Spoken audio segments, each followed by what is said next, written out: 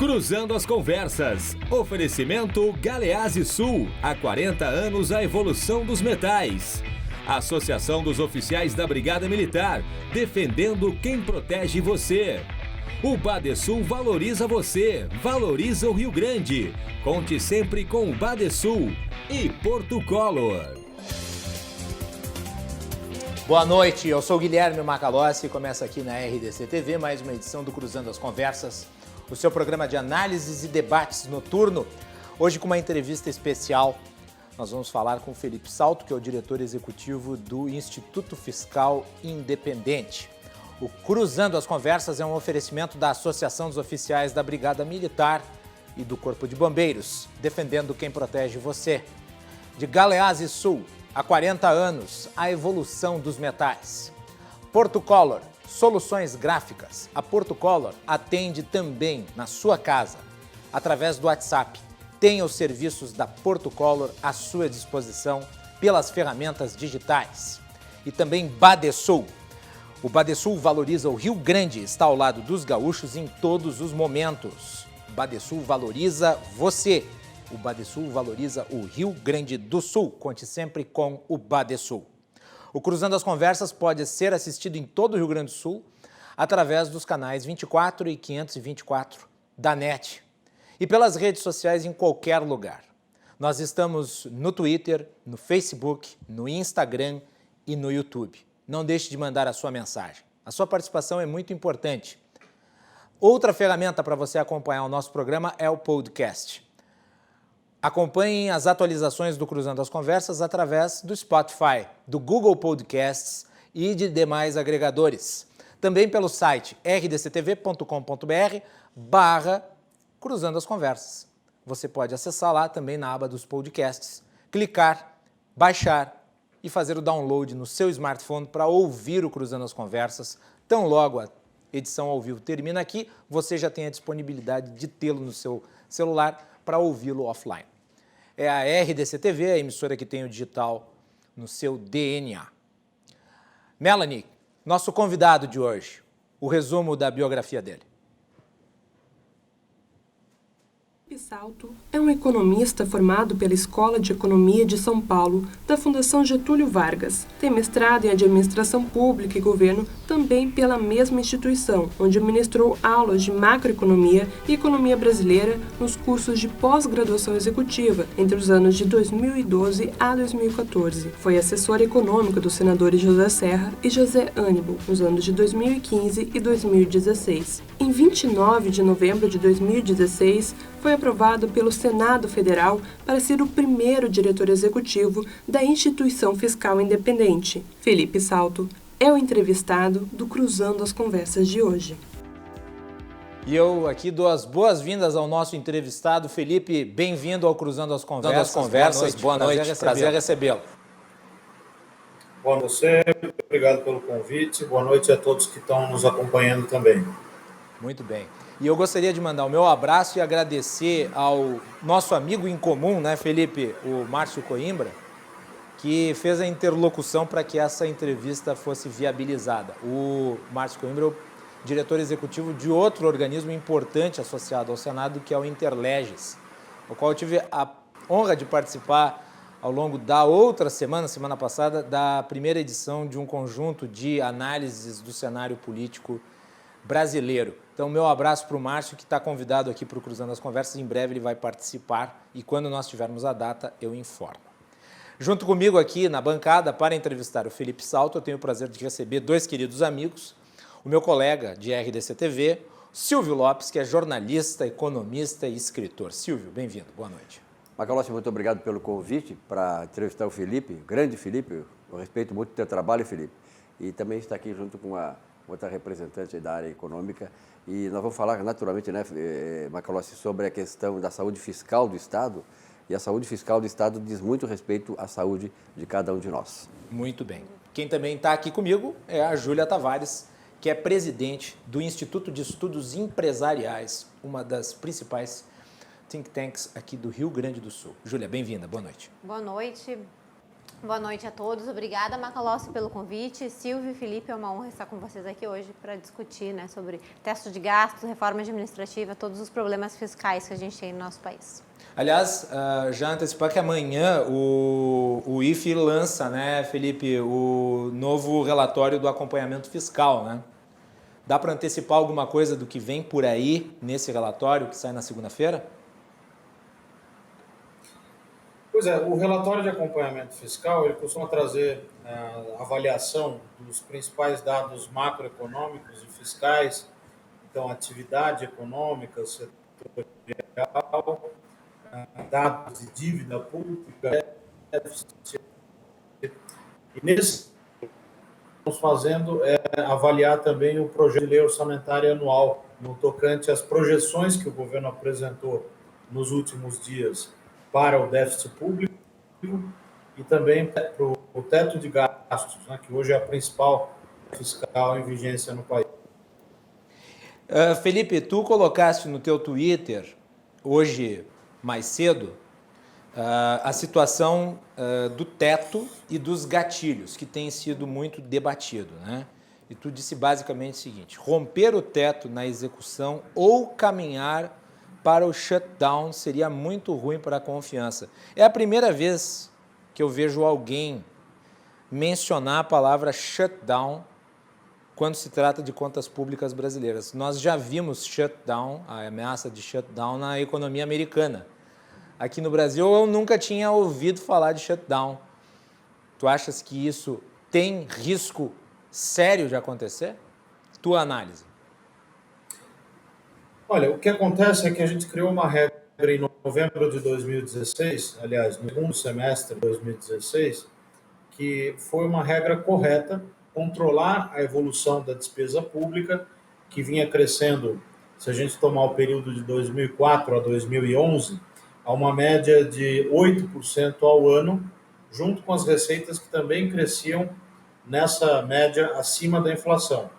De 2012 a 2015 houve uma desaceleração das receitas, as despesas também cresceram menos, só que quem pagou a fatura dessa conta do ajuste fiscal ocorrido de lá para cá foram as despesas chamadas discricionárias, que incluem investimentos, gastos de custeio de máquina pública e outras despesas que podem ser. Felipe, só recapitula ali o finalzinho da tua fala, porque travou um pouco a tua conexão conosco. Não, então eu estava dizendo que esse ajuste fiscal que vem acontecendo nos últimos anos foi feito com base em corte de investimentos e despesas discricionárias em geral. A despesa obrigatória, que é a previdência, pessoal, salários, benefícios sociais, essa não foi ainda contida. O teto de gastos preconizava a aprovação ou indicava que isso seria necessário, aprovar reformas estruturais. A reforma da Previdência demorou a acontecer, mas deve surtir efeitos para ajudar a controlar o gasto no médio e longo prazo. O problema é que para o ano que vem, o risco de romper o teto é muito elevado. Então, o que fazer, né? Ou você corta despesas discricionárias ainda mais, levando a um risco de shutdown, quer dizer, paralisação da máquina pública, ou então rompe-se o teto, que não é o fim do mundo, porque a própria emenda constitucional 95, que é a emenda da regra de romper o teto, e as coisas se chamam de gatilhos, medidas automáticas de ajuste. Então, essa colocação que eu fiz tem a ver com essas duas possibilidades. O que a gente tem visto é que o governo está tentando endereçar uma solução que passa pela aprovação de uma PEC, uma proposta de emenda à Constituição, que altere a PEC, a emenda constitucional 95, para viabilizar de uma maneira mais clara o acionamento dos gatilhos e reforçar também essas medidas automáticas de ajuste. Mas isso não é trivial. Muito bem. Silvio Lopes. Felipe, assim como tu que é economista, a gente sempre estuda o Brasil, claro, de maneira macroeconômica, né? Eu vejo assim, e gostaria de ver saber da tua opinião, nós estamos tentando uma reforma tributária que é a receita que vai possibilitar o financiamento da máquina pública, certo? Então tá. Eu te pergunto o seguinte, não seria mais conveniente, mais racional, antes de pensar em reforma tributária, uma reforma administrativa que realmente estabelecesse um limite do tamanho do Estado? Olha, você colocou um ponto importante. A reforma administrativa é fundamental para que se possa conter a despesa do pessoal. O Brasil gasta muito com o pessoal, isso é muito claro nas comparações internacionais, mas principalmente pelo fato de se pagar um prêmio salarial no serviço público em relação ao serviço privado, que é muito elevado, né, quando comparado com outros países. Não é tanto pela quantidade de pessoas. O que há uma desorganização, um excesso de carreiras, a reforma administrativa do MARI, Ministério da Administração e Reforma do Estado, nos anos 90, com o presidente Fernando Henrique, lamentável. É preciso retomar essa agenda. O envio da proposta do governo para o Congresso foi um passo importante, mas o ponto fraco é deixar os servidores atuais de fora. A gente precisa mexer nos penduricalhos, nos privilégios, nessas vantagens e em todas as distorções que ainda remanescem no serviço público. É claro que não existe uma varinha de condão, um passe de mágica que possa resolver o problema das contas públicas da noite para o dia. Não existe isso. Não existe um emplastro milagroso que vai nos salvar. Mas é possível combinar uma série de medidas que nos recoloquem na trilha da austeridade fiscal, do equilíbrio das contas públicas, da sustentabilidade da dívida em relação ao PIB. É claro que 2020 é um ano atípico. O mundo inteiro está aumentando gastos, a economia teve que parar durante um tempo, e é natural que o Estado tenha atuado dessa maneira. A dívida pública vai chegar, pelas projeções da Instituição Fiscal Independente, a 96,1% do PIB nesse ano, com um déficit público primário, ou seja, sem contar as despesas com juros, de 877,8 bilhões. É o maior déficit que nós já tivemos na história. Contabilizadas as despesas com juros, nós estamos falando de um déficit nominal, como é chamado, superior a R$1 trilhão. É um valor astronômico, e eu acho que é importante dizer o seguinte, né, Felipe? Esse déficit não foi um déficit escolhido. O governo não decidiu de uma hora para outra botar dinheiro artificial na economia. Era necessário fazer esse aporte de recursos porque com a paralisação econômica, o fechamento de empresas, as demissões em massa, perda de renda, você precisa dar um amparo e só o governo federal é que pode contratar dívida. Os governos estaduais e municipais não podem. Agora, ao longo dos próximos anos, vai ter que se fazer aquilo que estava ocorrendo desde o fim do governo Dilma Rousseff, que era uma busca pela equalização dos déficits, que vinham caindo de ano a ano. Ano passado, nós tivemos o menor déficit dos últimos anos. Apesar da meta, ficou abaixo da meta de déficit. E esse ano, se eu não me engano, era algo em torno de 115, 120 bilhões. 120 bilhões. No fim das contas, acabou, em virtude da pandemia, tendo que se colocar aí auxílio emergencial, que custa na média de 50 bilhões de reais por mês, mais os recursos, os repasses para os estados e municípios, mais a verba para as empresas, os financiamentos, enfim, é uma situação complexa. Agora, ano que vem, depois eu já vou passar para a Júlia, mas ano que vem nós vamos ter, e daí eu queria a sua avaliação, nós vamos ter um déficit orçado na casa de 233 bilhões. Voltando para a questão dos gatilhos, tu escrevesse um artigo na Ilustríssima da Folha, junto com outros economistas, chamado A Regra é Clara, é uma pergunta que vocês fazem em relação aos gatilhos. Que gatilhos são esses? Como é que eles funcionariam, né, de maneira a flexibilizar esses gastos de forma a manter o controle, mesmo que com todas essas dificuldades? Ainda mais levando em consideração esse déficit gigantesco que também está previsto para o ano que vem. Muito bem, deixa eu lhe dizer. A meta de déficit primário de 2020 era de 124,1 bilhões. Nós vamos ter, somando diferimentos de impostos, ajuda para as empresas, transferência do auxílio emergencial de R$600, gastos com saúde via crédito extraordinário e transferências para estados e municípios, além do efeito da quebra da economia, da recessão sobre as receitas, uma piora desses 124,1 para algo como 877,8 bilhões, que é o nosso número. Para o ano que vem, é verdade que o déficit melhora, né? Ele vai de 12,7% do PIB, que é o que corresponde em percentual do PIB, esse número de centenas de bilhões que eu acabei de mencionar, para 3,6% do PIB. Mas esse é um número ainda muito alto, que representa cerca de 3 vezes o déficit observado em 2019. Isso acontece porque a recuperação da economia não é intensa e imediata. É claro que ela pode acontecer de uma maneira irregular e pode até surpreender os analistas. É muito difícil fazer projeção nesse momento. A gente está vendo os dados do comércio e da indústria têm, no curtíssimo prazo, surpreendido um pouco em relação às projeções, mas o dado do PIB do segundo TRI mostrou um tombo muito importante que vai demorar um pouco a ser retomado. Então, o que esperar para o ano que vem? Um déficit que, de partida, é 3,6% do PIB. O número que está no PELOA, que é o Projeto de Lei Orçamentária Anual, é de 233,6 bilhões. Isso. A nossa projeção é um pouco pior, de 266,5 bilhões.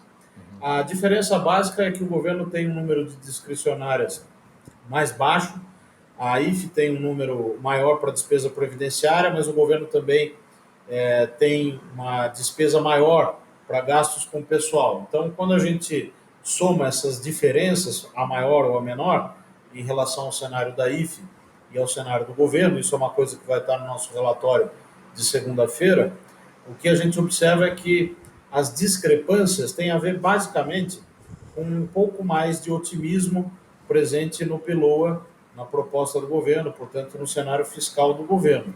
O que mais preocupa neste momento é que o Renda Brasil, que é um programa de transferência que vem sendo discutido bastante na imprensa, ele ainda não está computado nos cenários.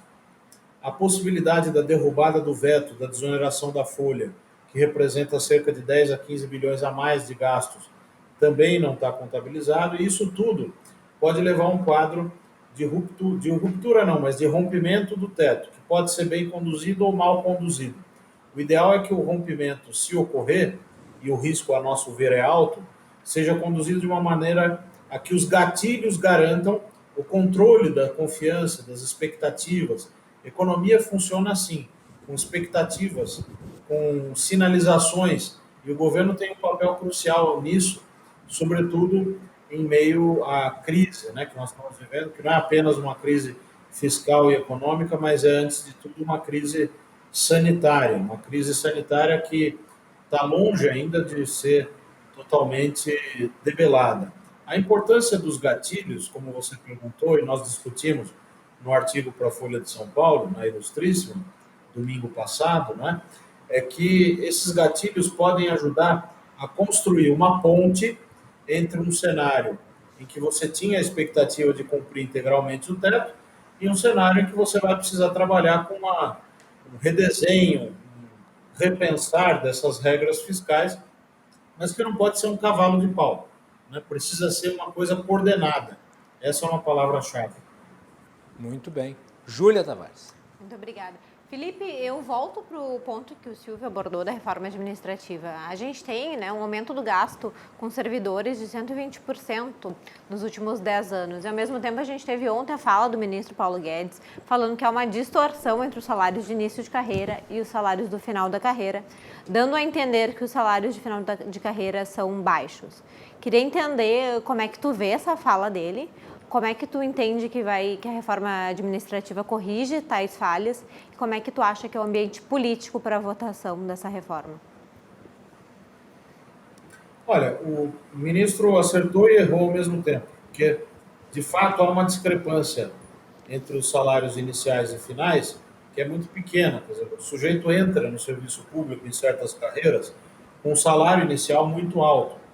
Então, os incentivos para progredir na carreira e para galgar os passos na carreira, como a gente faz, como a gente vê no setor privado, são totalmente diferentes, né? Além de tudo, há a progressão automática por tempo de serviço, não há mecanismos de avaliação, de gestão por resultado. Então, o que precisa é haver uma redução dos salários iniciais nos novos concursos que eventualmente sejam feitos, e isso, ao longo do tempo, vai permitir que o salário médio, uma vez que quem vai entrando entra com salário mais baixo, e os que vão se aposentando vão deixando de onerar o Estado, claro que vão continuar onerando do ponto de vista da Previdência, mas do ponto de vista do salário médio isso vai diminuindo, é essa a dinâmica que se espera. O problema é que, para que a gente tenha uma reforma com efeito fiscal mais relevante e rápido, que seria bastante apropriado nesse momento, precisa mexer nos servidores atuais. E essa parece ser uma briga política com a qual não se quer, a qual não se quer enfrentar adequadamente. É claro que não é um problema que nasceu hoje. O lobby dos servidores públicos é muito alto.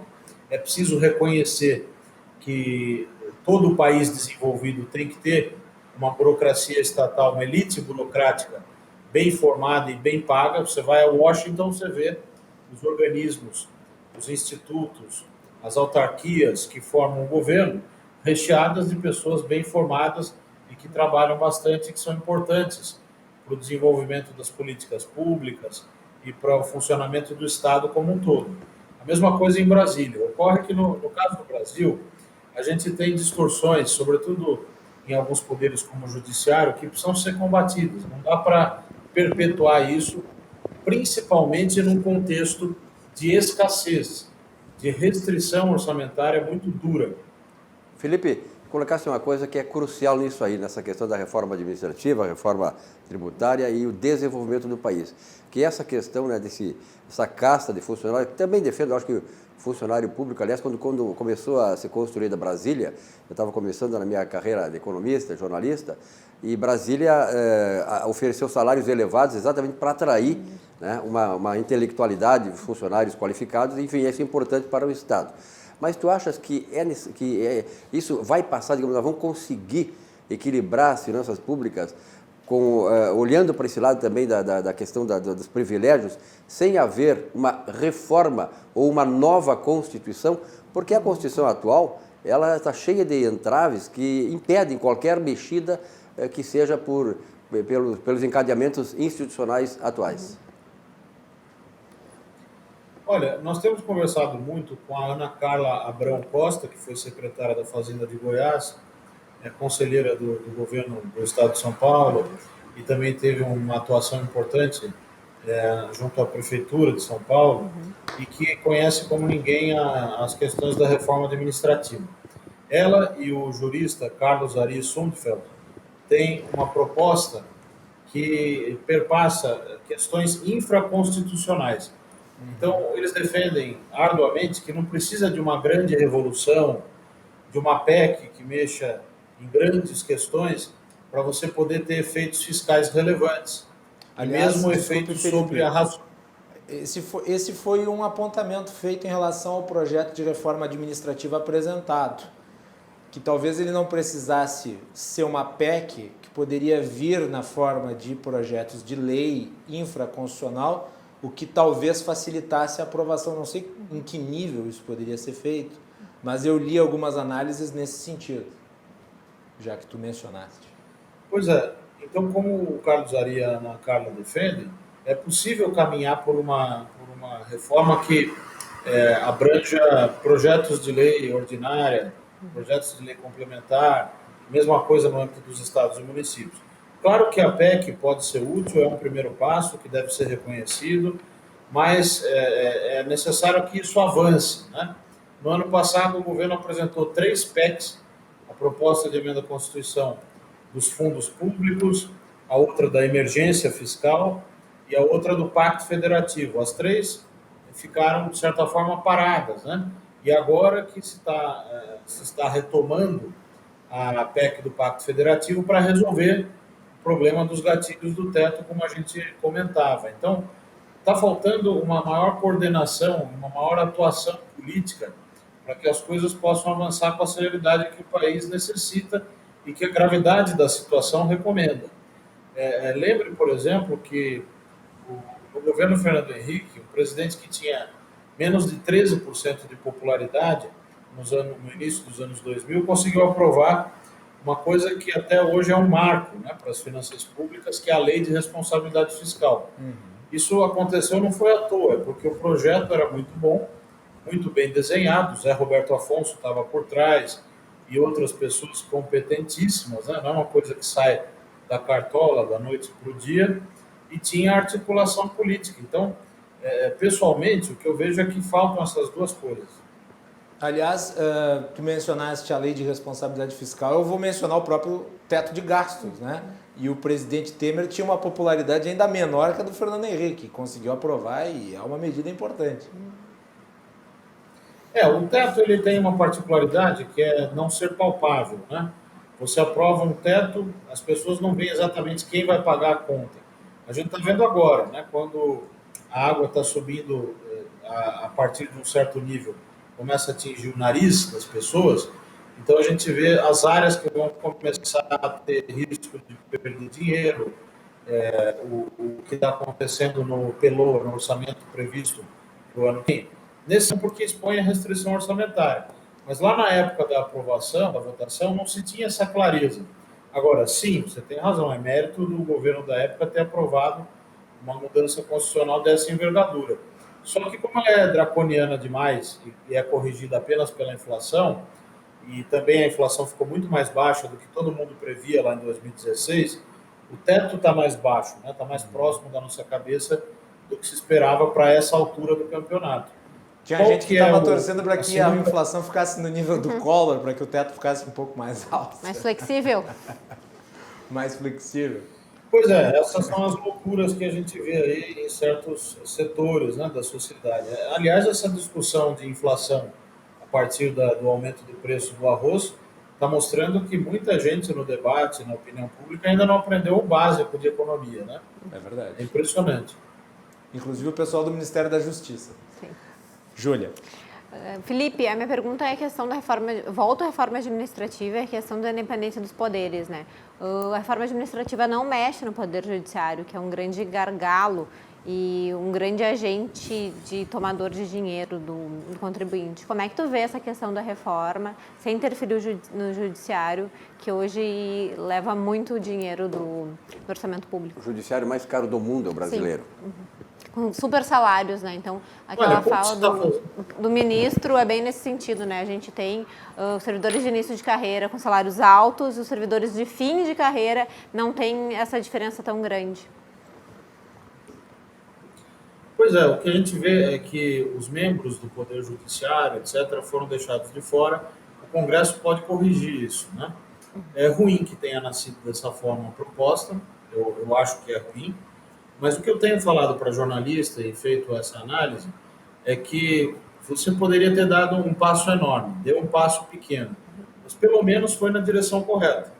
Então, não dá para dizer que não se está saindo do lugar, pelo menos nesse tema, depois de um tempo grande que vinha sendo prometida o envio dessa proposta, né?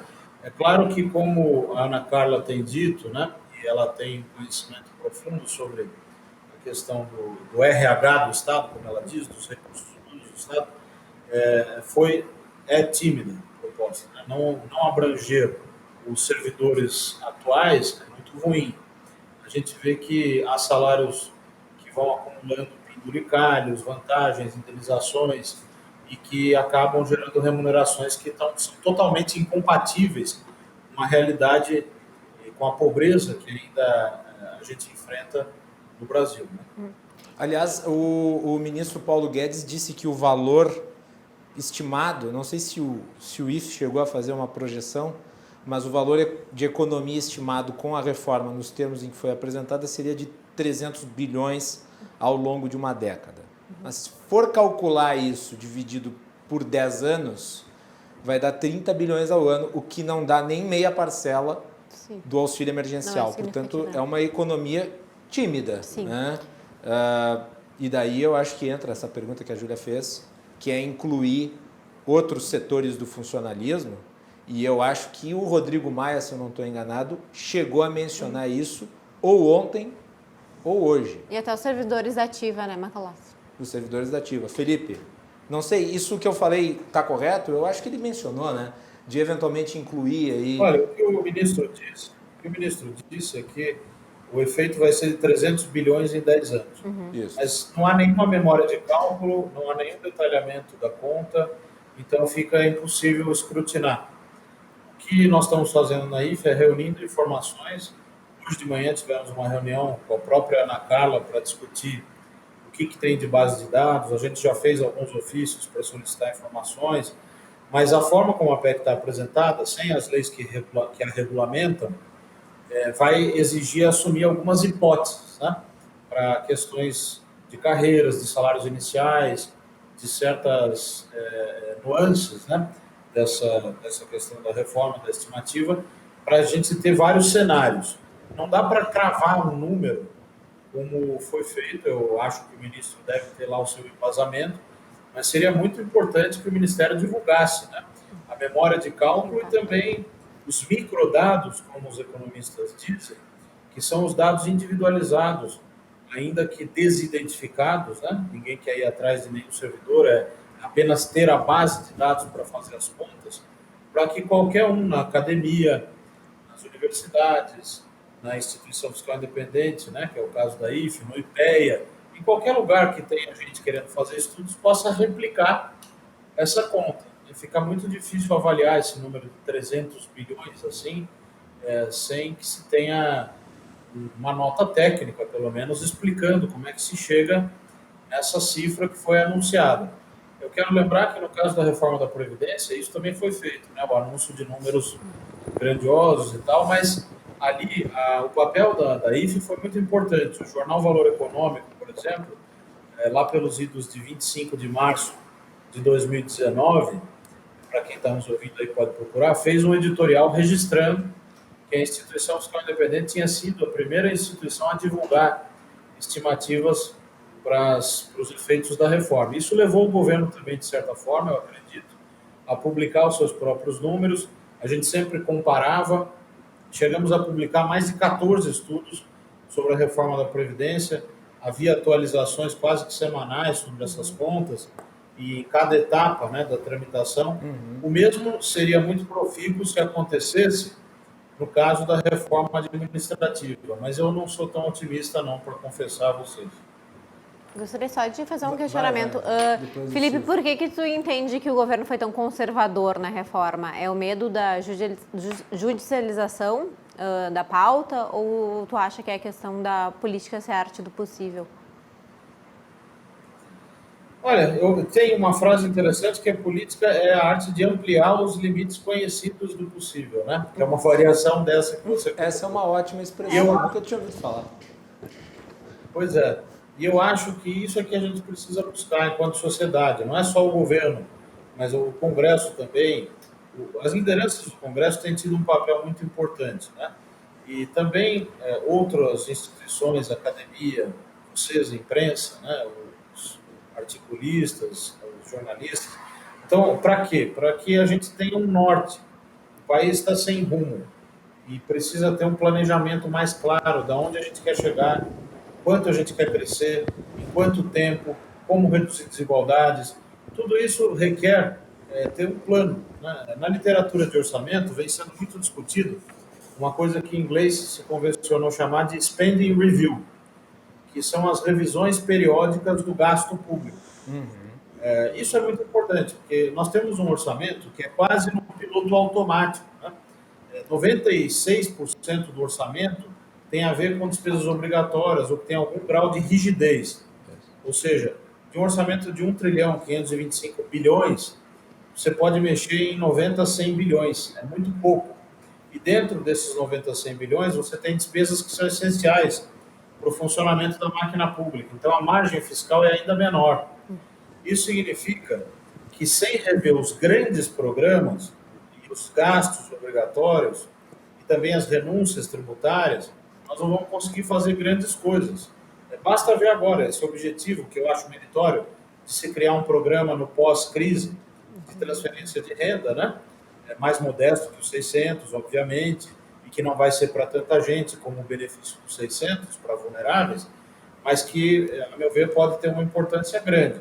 Só que você não tem a discussão sobre o desenho adequado, tem tanta gente na academia estudando isso, o Pai Barros, o Naércio Menezes, o André Portela, né? Esses três que eu citei, do INSPER, da FGV São Paulo, que poderiam colaborar nisso, e também não há discussão de como financiar. Você tem um teto de gastos, que já está praticamente com risco altíssimo de ser Tanto é discutido no que, ano que vem. né, Felipe, no ano que vem, o orçamento do ano que vem ainda não está lá especificado o recurso para o futuro Renda Brasil. Ainda não se chegou a uma conclusão de onde vem o dinheiro. Não há, porque houve a polêmica. O ministro Paulo Guedes, corretamente, a meu ver, falou que queria fazer uma consolidação de benefícios existentes, exemplo do abono salarial. O abono salarial, para quem não sabe, é uma espécie de 14º salário pago para quem ganha até 2 salários mínimos, né? Então, é diferente do BPC, que é pago para quem está numa situação bem pior, é diferente de outros benefícios sociais, como Bolsa Família, por exemplo, que é super focalizado e funciona muito bem. Mas isso foi rechaçado. Então, há que se buscar outros caminhos e isso tem que ser explicitado, deveria ter sido explicitado já na proposta orçamentária. Porque esse é o locus, né? O lugar geométrico das pretensões políticas, dos anseios da sociedade, de como eles vão ser financiados, é o orçamento. Perfeito. Num país sério, civilizado, isso não é este governo, isso vem acontecendo desde 1988. Tem que ter um processo orçamentário mais transparente, que seja mais claro, né? Que tenha as suas premissas mais bem divulgadas e que seja crível, né? E também seja escrutinável, né? Que a gente possa comparar os números que estão ali com as nossas próprias projeções. Esse é um processo que vai acontecendo aos poucos. A própria criação da IFE, a Instituição Fiscal Independente, vem nesse contexto de tentar buscar maior transparência, né? Hoje tem 40 países no mundo que têm instituições similares. A OCDE congrega essas instituições, inclusive a nossa. Mas, enfim, eu sou realista no diagnóstico e otimista na ação, né? Acho que a gente pode ter mudanças importantes, mas vai depender de um trabalho muito duro, não só de um setor, não só do executivo, não só do legislativo, mas de toda a sociedade, de toda a nação, na direção de um objetivo maior. Felipe, parafraseando o pai da administração, Peter Drucker, ele dizia que administrar é contrariar interesse. Toda reforma que se vai fazer, administrativa, financeira, seja o que for, reforma de casa, a gente briga com a mulher e tal, mas essa aí também não é diferente. Todas as reformas que eu trabalhei em várias reformas tributárias aqui no Estado, e na reforma bancária de 86, que deve estar bem lembrado disso, mas toda reforma, ela não é uma reforma, por exemplo, uma reforma tributária, ela jamais será colocada para votação se não for para aumentar a renda, senão não tem sentido. Então, esta reforma aí também é uma reforma que vai aumentar a carga tributária no país, como aqui no Rio Grande do Sul temos uma que vai aumentar barbaramente. Eu te pergunto o seguinte, a pandemia mostrou aí que há uma dessintonia muito grande nessa federação brasileira. O governo federal de um lado e os governadores de outro lado. Quer dizer, alguns governadores entre eles, mas praticamente todos eles contra o governo federal. Até que ponto essa situação de ruptura institucional que existe, do ponto de vista teórico, vai atrapalhar essa reforma tanto administrativa quanto a tributária do governo federal?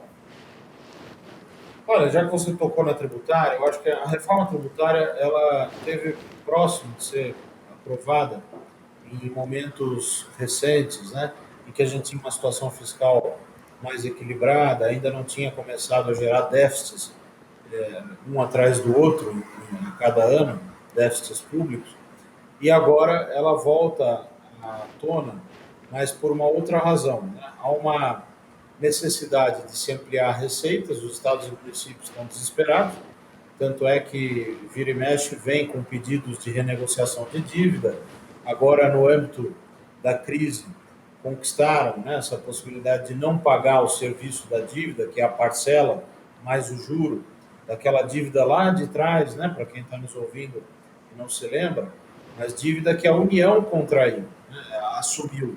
Os estados contraíram, a União assumiu.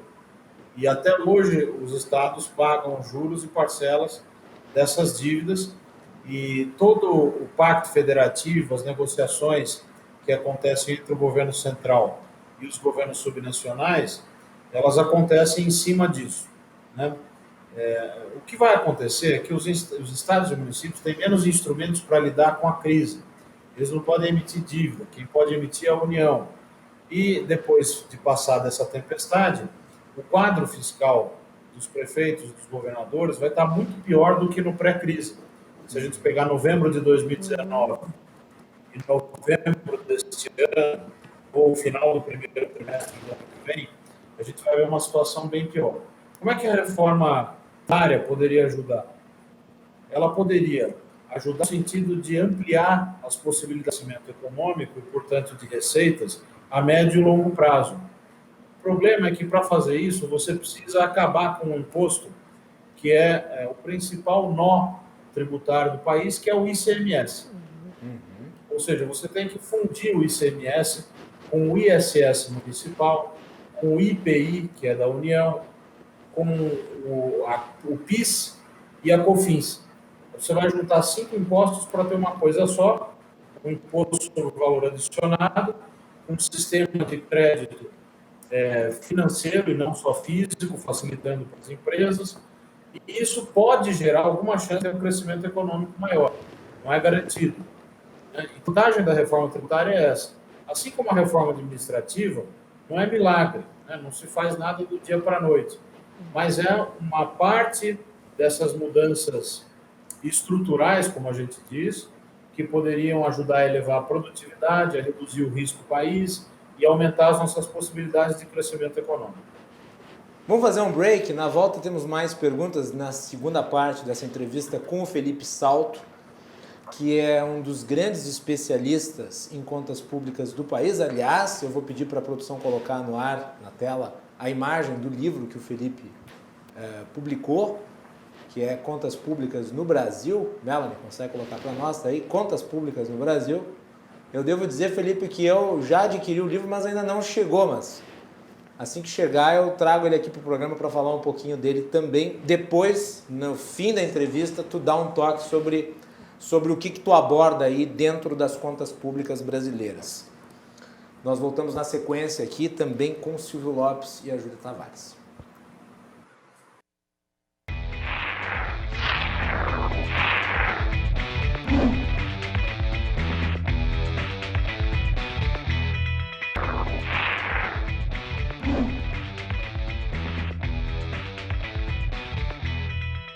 Cruzando as Conversas está de volta aqui para o seu segundo bloco. Nosso programa é um oferecimento da Associação Militar, defendendo quem protege você.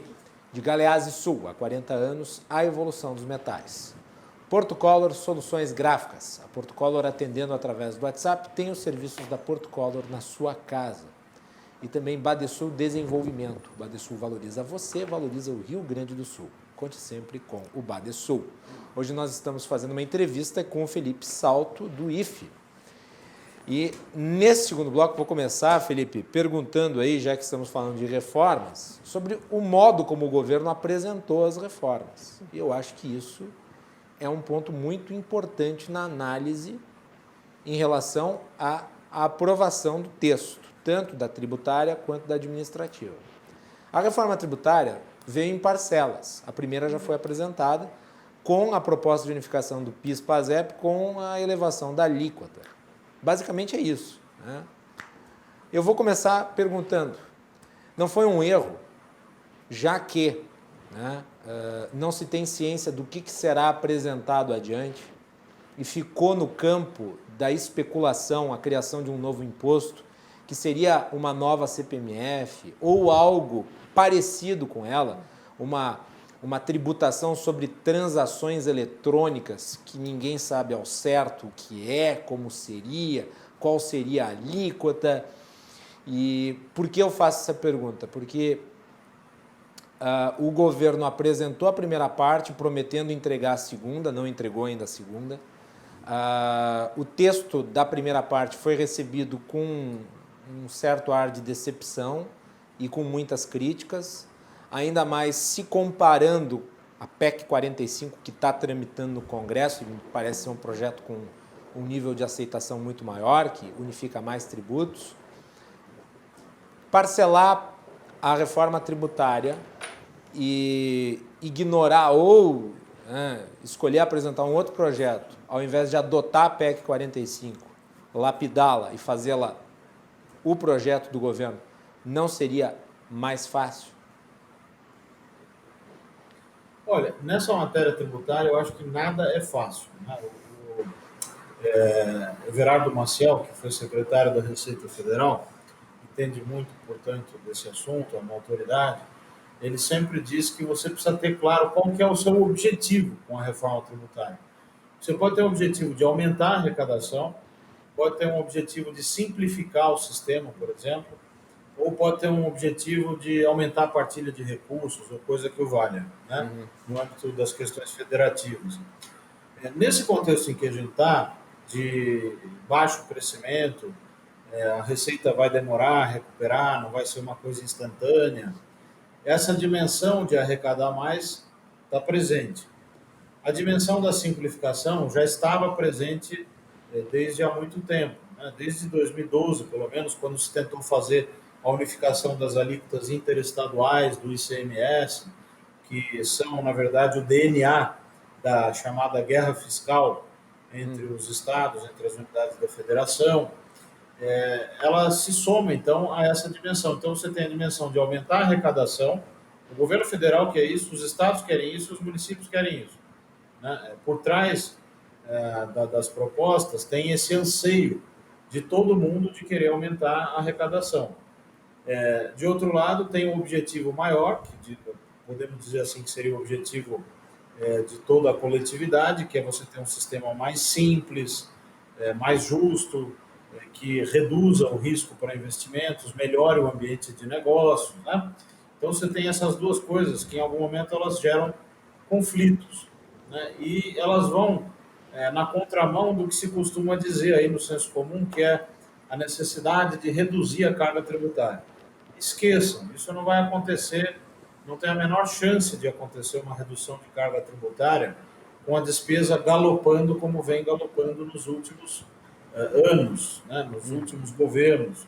Então, enquanto a gente não definir a prioridade do lado do gasto e não buscar duas palavrinhas que são eficiência e eficácia nas políticas públicas, a reforma tributária vai continuar dando com os burros na água. A PEC 45 é a mais bem formulada, a mais bem escrita. 110 também, mas a 45 ela está muito bem pensada. O Bernard Api, que inclusive é nosso conselheiro na instituição fiscal independente, ele tem todas as contas, mostra os efeitos de se aprovar, só que não é uma questão técnica, é uma questão política. O governo também queria ter a proposta dele, e aí o que ele fez foi dar um passo mais modesto, mas propor a unificação do PIS e da COFINS.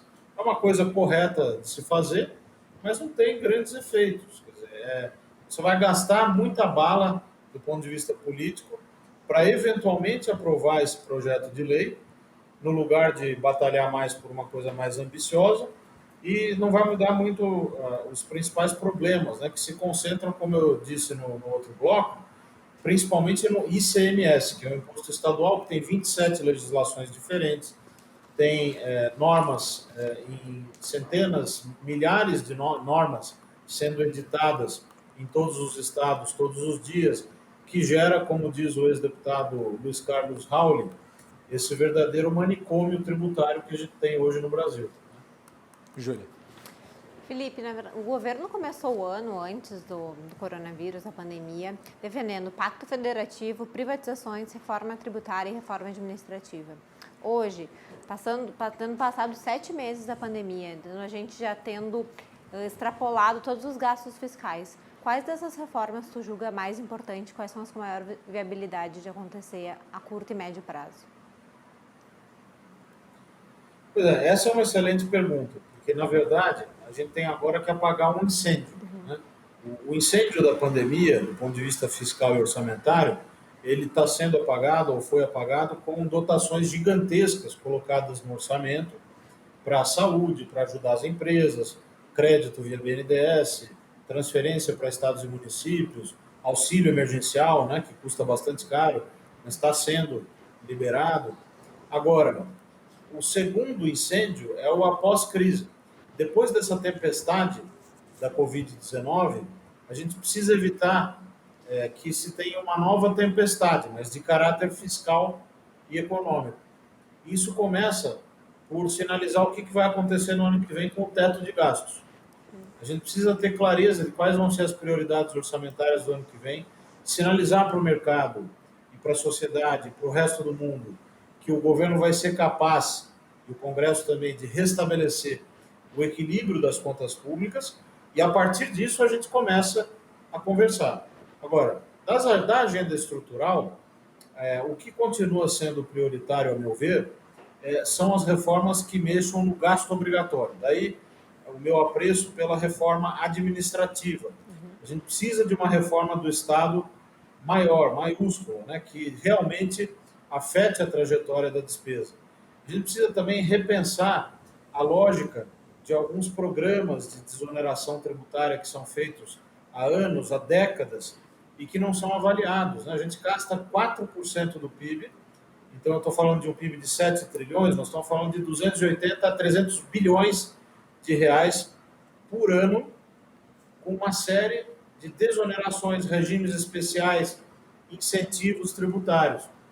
Por exemplo, aí o ministro Paulo Guedes tem razão, as deduções do imposto de renda pessoa física, se a gente for olhar lá no DGT, que é o demonstrativo de gastos tributários, né, onde essas informações estão disponíveis, para quem quiser consultar, basta digitar DGT, Receita Federal, no site de pesquisa, você vai encontrar, você vai ver lá que 20 bilhões de reais se referem a essas deduções que a gente que é permitido fazer, que são permitidas no imposto de renda pessoa física. Por exemplo, você vai no Sírio Libanês, faz uma consulta de R$1.000 e depois abate esse gasto do seu imposto de renda. Será que isso é um gasto prioritário para um Estado desigual como o nosso, pobre ainda como o nosso? Não é melhor pegar esse dinheiro e gastar com alguma coisa que vá para aqueles que mais dependem do Estado? É óbvio que sim.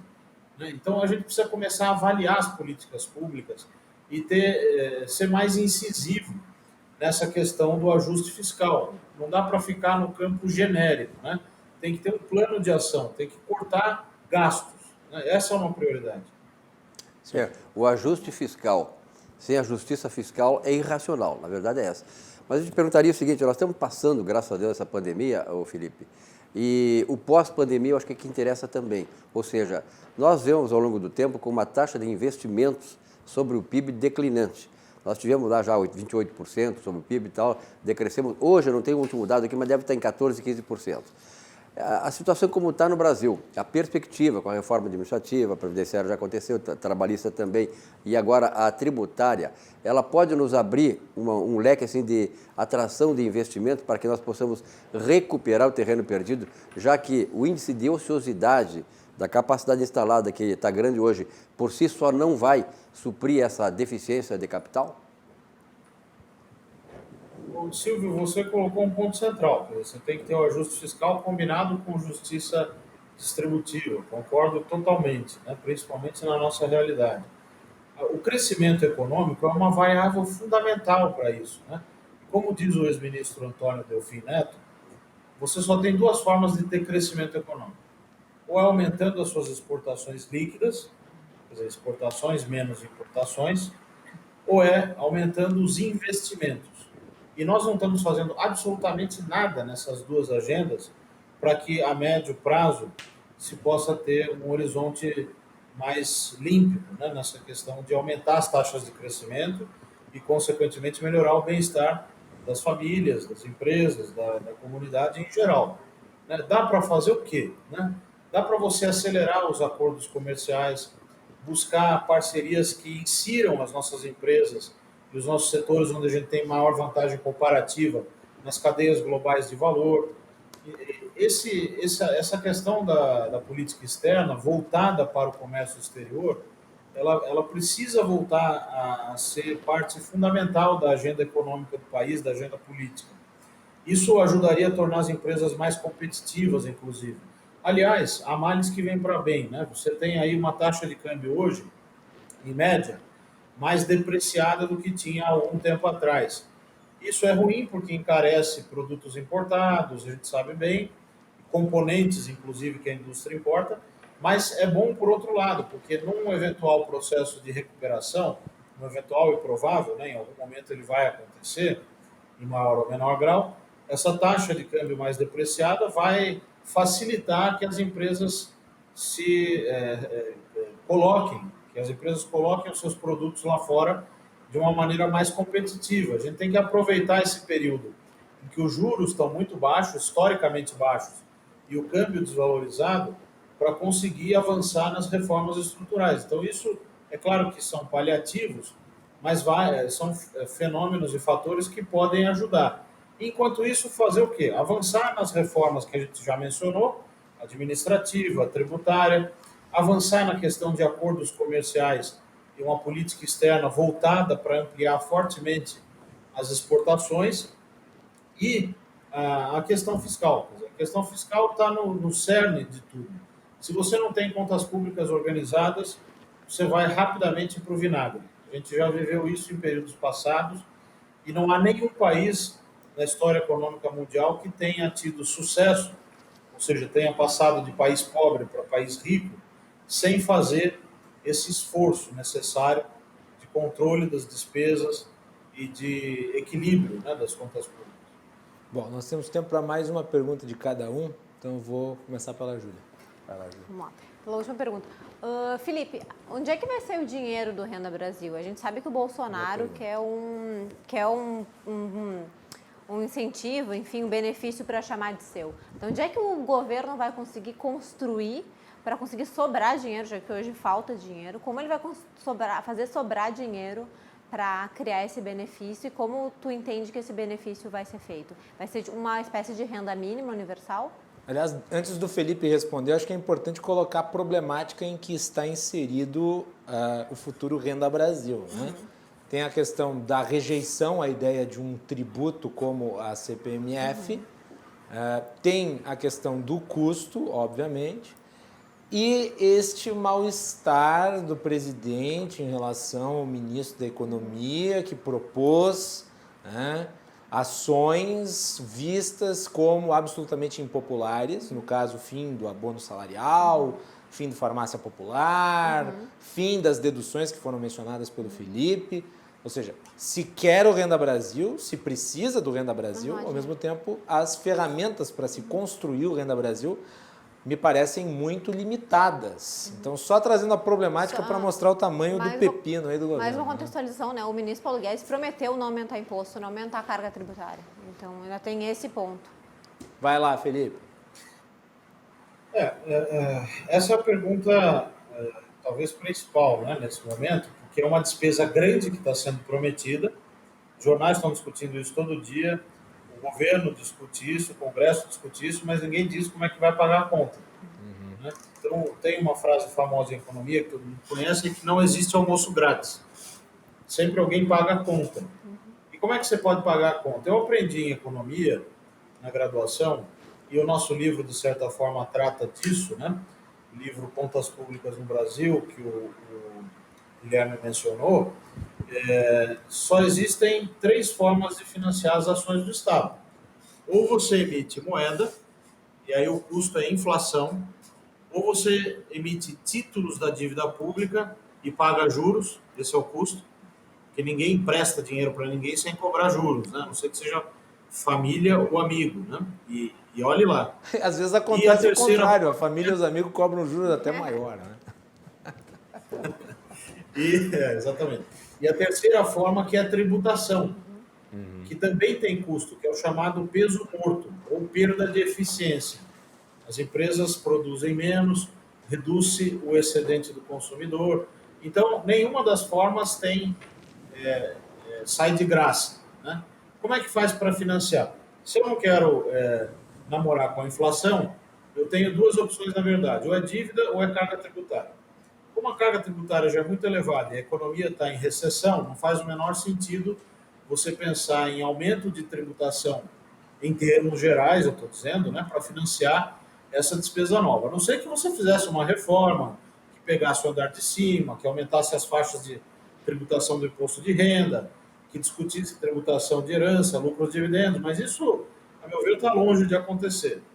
E aí o que acontece? Sobra a dívida, né? Quem paga a conta é sempre a dívida. A União, ela tem essa chance, essa possibilidade de ofertar títulos públicos que são pedacinhos do déficit da dívida pública que ela oferta para pessoas físicas, para instituições, para bancos, para estrangeiros que queiram e que acreditem que seja possível financiar o governo.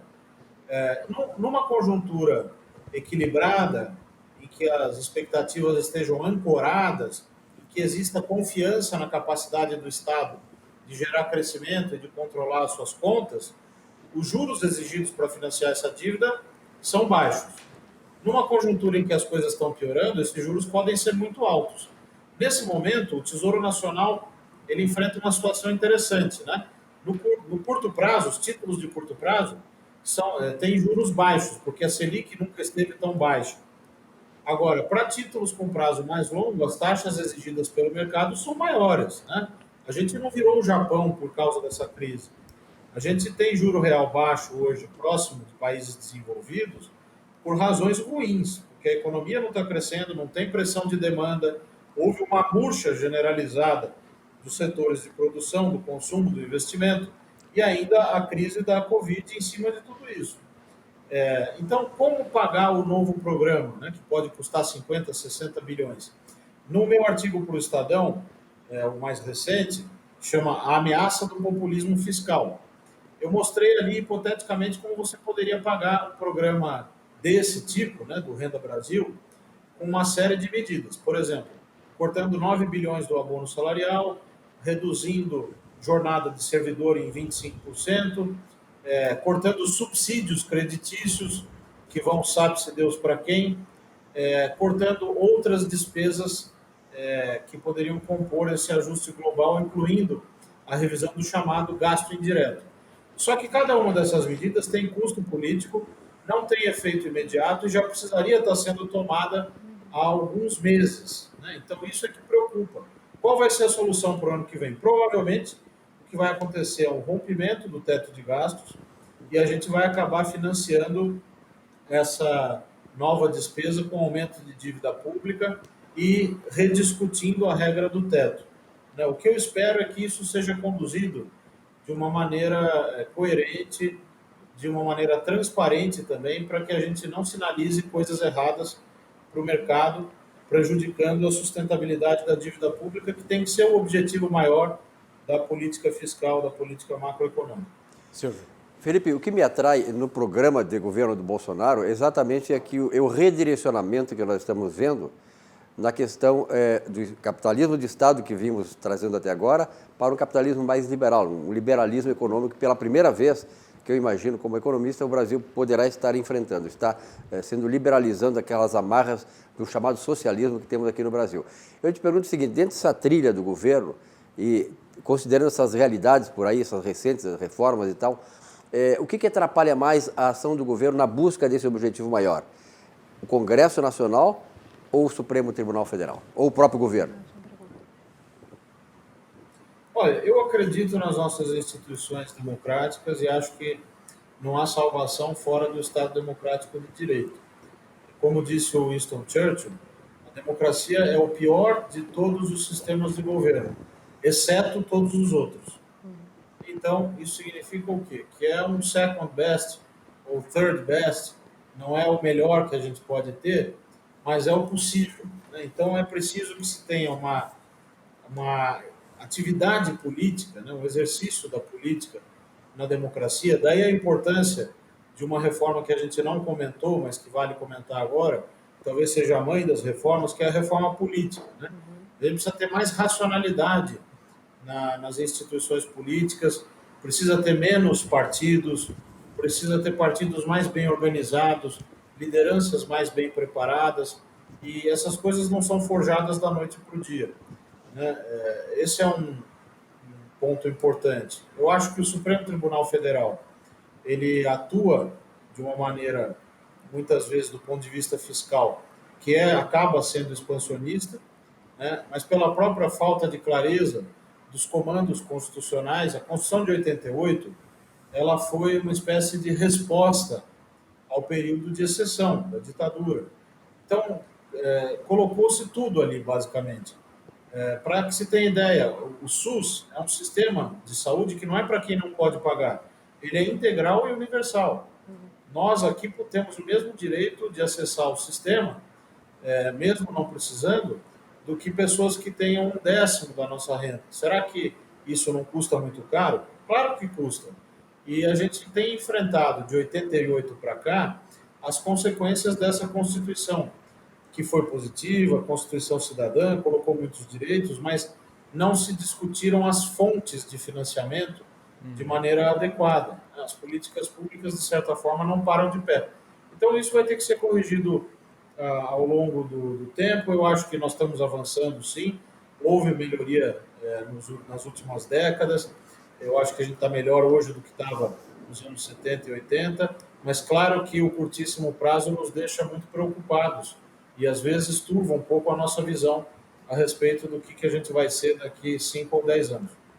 Aliás, eu acho que uma sinalização disso que tu falou, Felipe, é o fato de que hoje todos estão preocupados em vencer os problemas relativos da pandemia no pós-pandemia, preservando as conquistas fiscais erigidas ao longo do tempo. Essa cultura, essa tradição de responsabilidade e austeridade não existia lá no início dos anos 90. Ela foi sendo construída e hoje há uma perspectiva muito diferente em relação a quais são os parâmetros, né, para que a gente possa avançar em questões sociais que são sensíveis, ao mesmo tempo entendendo que, né, o Estado mastodôntico, ineficiente, ele na realidade perverte os problemas que nós já temos. E o fato de nós estarmos preocupados com teto de gastos, austeridade, regras fiscais e buscando reformas, eu acho que, pelo menos do ponto de vista das pautas, o Brasil avançou consistentemente. Eu gostaria, Felipe, nós já estamos aqui estourando o tempo, eu gostaria de te deixar com a última palavra e eu vou pedir para a Melanie colocar, a nossa produtora e repórter Melanie Rupental, colocar na tela novamente o livro que o Felipe publicou, que é o livro Contas Públicas no Brasil, para que o nosso público veja, e eu recomendo, apesar de eu não ter lido, e eu não preciso, porque afinal de contas, né, tá aí a aula que o Felipe deu na edição de hoje do nosso programa, Contas Públicas no Brasil. Felipe, na tua fala final, gostaria que tu falasse também um pouquinho do teu livro. Olha, Guilherme, eu quero...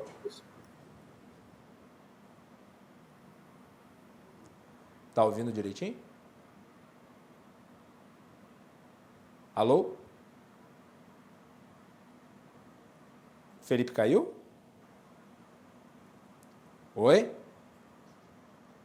Travou o microfone do Felipe bem na fala final. Vamos ver se a gente consegue... Alô? Alô, Felipe? Oi, ficou um barulho estranho, eu tive que tirar o microfone.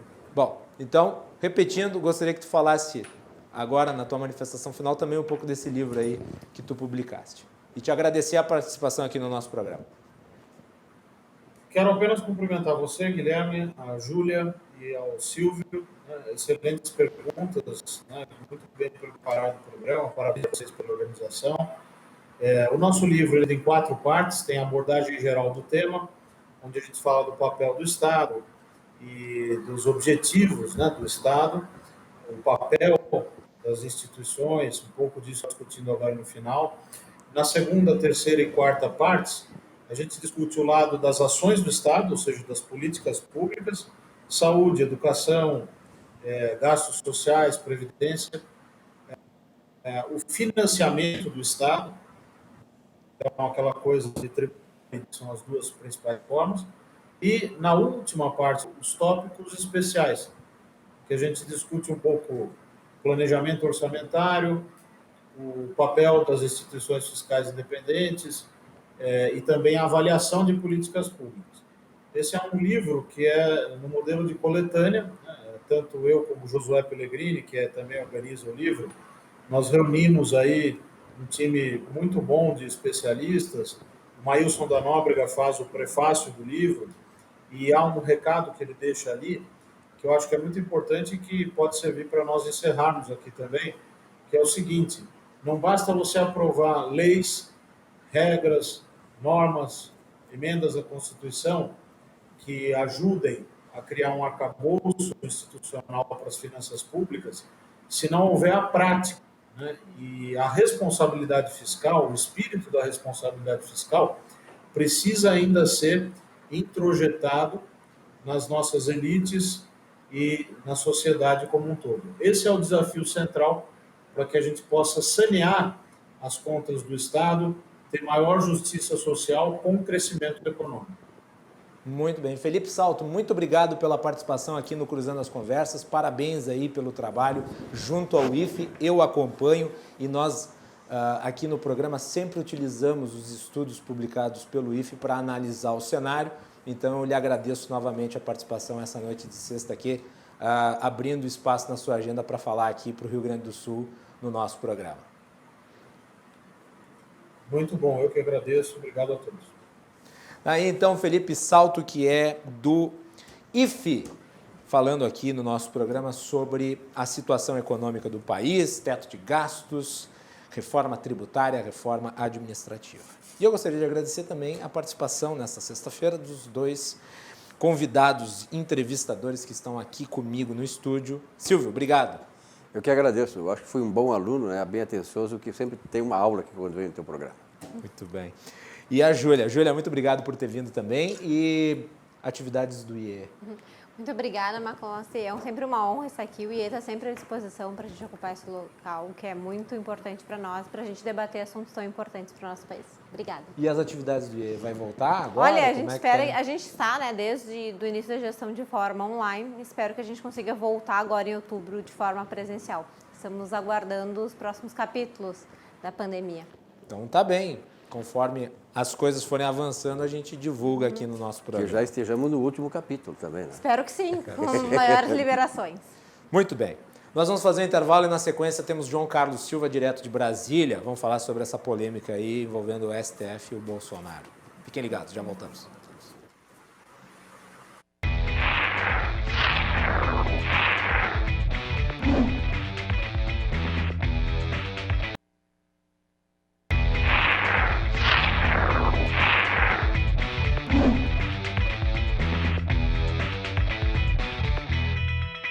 Cruzando as Conversas está de volta aqui para esse último bloco. Nosso programa teve hoje a participação do Felipe Salto, do IFE, e falamos sobre as reformas que estão em debate no Congresso Nacional e, obviamente, sobre a questão do ajuste fiscal e do teto de gastos. O nosso programa é um oferecimento da Associação dos Oficiais da Brigada Militar, defendendo quem protege você, Galeazzi Sul, há 40 anos, a evolução dos metais, Portocolor, soluções gráficas, a Portocolor atendendo através do WhatsApp, e Badesul, quem valoriza o Rio Grande, está ao lado dos gaúchos em todos os momentos, principalmente nos mais difíceis. E o Badesul está sempre ajudando no desenvolvimento do nosso estado, com investimento, inovação e muito trabalho.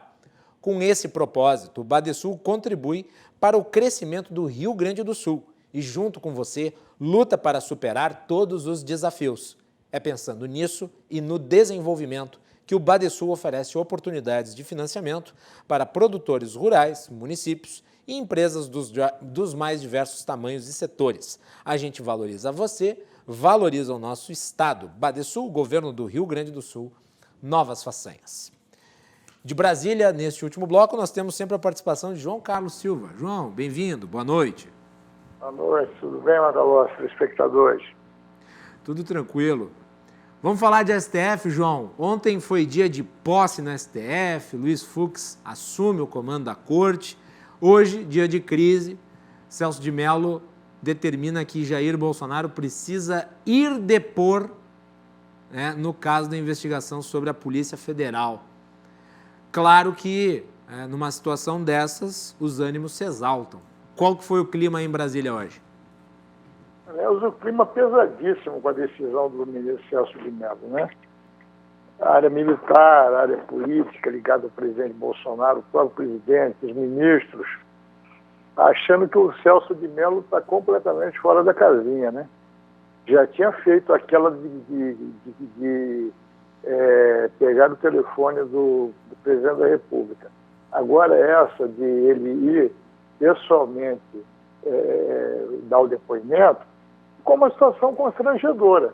E posso citar mais uma que tu falasse aqui, que não tem a ver com o presidente diretamente, mas é envolvendo o caso, que era o depoimento dos ministros militares, que ele citou que os ministros iam debaixo de vara e não pegou nada bem, também, né? Exatamente. Na verdade, o ministro Celso de Mello está querendo coroar a biografia dele, logo na saída, uma toga meio rasgada, né? Porque se você pegar o livro O Código da Vida de Saulo Ramos, o Saulo Ramos explica ali especificamente o que ele achava do ministro Celso de Mello, né? Não eram palavras muito nobilitantes, né? Na verdade é o seguinte, o que tem que ser dito, tem que ser dito. O ministro Celso de Mello, ele é uma pessoa de inteligência, uma pessoa preparadíssima, só que ele é um aficionado pelo ex-ministro Sérgio Moro, isso todo mundo sabe. Agora, esse processo que está envolvendo o ex-ministro Celso Moro e o presidente da República, o ministro Celso de Mello deu passo maior que a perna. Daqui a pouco ele poderia, muito bem, dizer ao presidente da República que ele assumiria a presidência no lugar de Jair Bolsonaro. Olha, a presidência hoje é minha. Dá licença, sai da cadeira que eu estou sentado nela. Está faltando isso, está faltando pouco. Agora, o presidente Bolsonaro já foi instruído a não comparecer. O não comparecimento, todo mundo está se perguntando, o presidente será preso? O problema de ter determinado o que foi determinado é isso, né? A possibilidade de a ordem não ser cumprida, mas, de qualquer modo, aparentemente o governo entrou com um recurso no Supremo Tribunal Federal para não precisar, né, o presidente ir depor. E eu devo dizer, eu sou um crítico do governo e eu falo o que penso, né? Mas aqui o ministro Celso de Mello não calculou bem e, no meu entender, esticou demais a corda, na qual pode acabar se enforcando institucionalmente. Vamos lá. Acho que é importante lembrar o histórico do Supremo em relação à matéria. O ex-presidente Michel Temer também foi investigado. Sim. E o ministro Fachin, que era o relator, possibilitou ao presidente Michel Temer que respondesse por escrito. Portanto, o precedente histórico é esse. Por quê? Exatamente. Agora se estabelecer para o atual presidente uma outra forma que não a escrita? Porque é o seguinte, ninguém está aqui dizendo que o presidente não deve esclarecer os fatos. Deve. Como? Esse é o ponto. Parece uma provocação gratuita por parte do ministro Celso de Mello. Aí você tem o fato institucional. O cargo de presidente da República, o maior cargo do país, a maior autoridade do país é o presidente da República. Ele é cercado de várias determinantes, o que pode e o que não pode. O presidente da República ele é vedado, né, nessas circunstâncias todas, dessas situações que o ministro Celso de Mello quer impor a ele e aos generais, aos militares que compõem o governo. Isso são decisões completamente assodadas de fora do parâmetro normal institucional que pregou ontem o ministro Fux ao assumir a presidência do Supremo. Agora, veja você, tudo bem, nós criticamos o governo nos seus erros, nas coisas negativas que o governo prepara. Agora, coloca uma pesquisa na rua e amanhã você vai ver o índice de popularidade do presidente Bolsonaro já subiu uns 3%, 4% por conta dessa decisão de Celso de Mello. É muito fácil. É uma questão política. Isso aí é lógica. Não, e tem um detalhe. Não que a decisão judicial tenha que prestar atenção no alarido das ruas. Eu acho que não. Aliás, o papel do Supremo Tribunal Federal é ser um ator contra-majoritário, muitas vezes, né? Agora, há que se ter o devido respeito, a devida vênia pela figura institucional do presidente da República, independente de quem seja. Tratar ele como um depoente comum, e sim, não é um depoente comum. Para mim é uma distorção grave. E aqui fala um crítico do governo, aqui fala alguém que não tem nenhum tipo de autocensura em relação ao que acha que é errado. Agora, na minha avaliação, Celso de Mello errou feio aqui, e eu acho que será corrigido pelos seus pares. Eu acho que o Supremo Tribunal Federal não vai comprar essa medida aí do Celso de Mello. Todos nós, brasileiros, temos que responder pelos nossos atos, concorda? Perfeito. Nós somos a lei tem que ser cumprida ao rigor para todos. Agora, o presidente da República é o presidente da República, quer queira ou quer não. Foi eleito democraticamente nas urnas. O Jair Bolsonaro ganhou a eleição porque era o nome do momento, estava em alta, se elegeu com o voto do eleitorado brasileiro. O cargo de presidente da República é uma coisa muito séria. Ele é cercado de uma série de situações e circunstâncias que o prevalecem no direito de ir e vir em situação completamente diferente da nossa, com seguranças, com todo aquele entourage que é dado a um presidente da República. O ministro Celso de Mello, acho que no afã de se aposentar o mais rápido possível, tem dado algumas decisões aí extremamente fora de contexto, e que é o que você acabou de dizer, os colegas, os pares vão derrubar rapidinho, porque não tem cabimento você pedir para um presidente da República sair e dar um depoimento na Polícia Federal. Então é mais fácil o presidente pegar a chave do Palácio e entregar para o Celso de Mello. Seria a coisa mais simples do mundo. Novamente, ninguém aqui está dizendo que o presidente não tenha que dar esclarecimentos. Ninguém aqui está dizendo que o presidente não deva dar esclarecimentos. Deve dar esclarecimentos. Agora, claro, a forma como dá esclarecimentos é o que importa nesse caso. Né?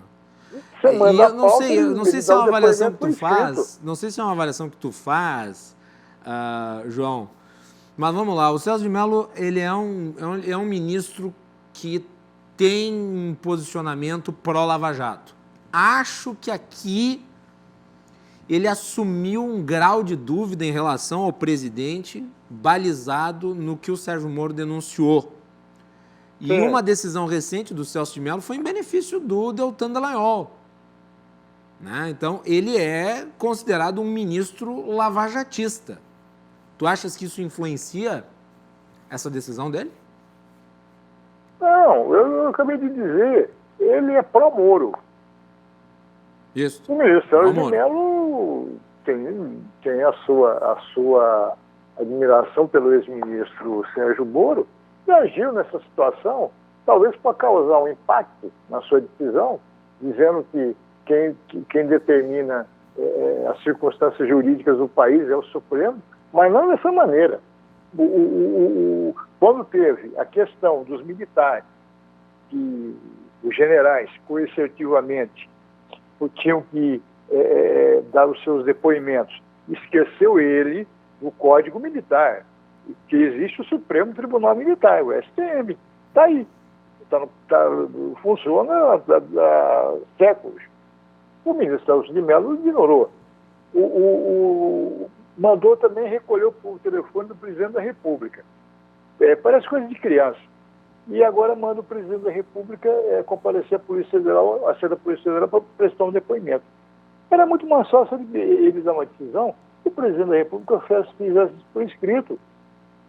Claro, o presidente está citado, é um brasileiro como todos, igual a todos, a lei é para todos, e ele faria por escrito o seu depoimento, era muito simples. Agora, causar um tumulto generalizado nessa altura do campeonato, uma situação que o país vive, pandemia, crise de inflação querendo aparecer aí, a janela aberta. Isso é necessidade, até porque foi contrário ao discurso que o Fux disse ontem na sua posse, e que o próprio o Toffoli disse durante todo o seu tempo de presidência.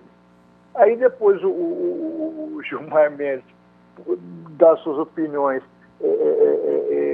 aquelas opiniões que pegam fogo mesmo, que são opiniões decisivas, Lewandowski, o próprio Marco Aurélio Mello. Aí o pessoal, o Chia, aí o Celso de Mello Chia. Pô, justiça no Brasil é o seguinte: ou você coloca os pés no chão para cuidar de cada um do seu quadrado, ou essa questão não vai acabar bem. É o que você falou, a corda vai esticando. O Supremo vai acabar querendo comprar uma briga desnecessária com o Legislativo e com o Executivo. Isso aí não é bom para o país, não. Eu tenho dito isso há ainda mais tempo. Depois da posse do novo presidente do STF, né, João? Quer dizer... Sim. E outra, a questão aí da Lava Jato vai ser um problema. Porque se essas coisas vierem estourar no colo do Dallagnol, estoura no colo do Moro, e tem decisões aí para trás que atingiram vários membros da política brasileira, e com certeza os advogados vão pedir revisão de pena, revisão de processo, vai ser uma confusão. Pode escrever isso aí. Muito bem, João, obrigado pela participação aqui na sexta-feira, um bom final de semana para o amigo e até segunda. Um abraço a todos, bom final de semana e cuidem-se. É isso aí, João Carlos Silva e as suas análises em relação aos acontecimentos de Brasília, sempre aqui no bloco final do Cruzando as Conversas. Nós voltamos segunda-feira para falar sobre a questão da inflação, do aumento de preços, da questão das exportações e importações, também uma pauta econômica importante. Fiquem ligados, segunda-feira, no Cruzando. Boa noite, bom final de semana.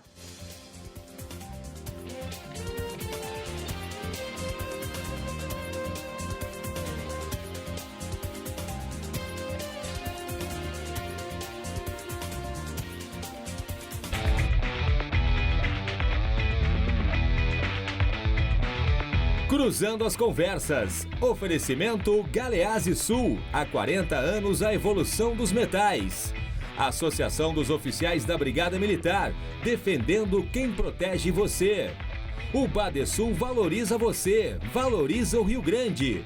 Conte sempre com o Badesul. E Porto Color.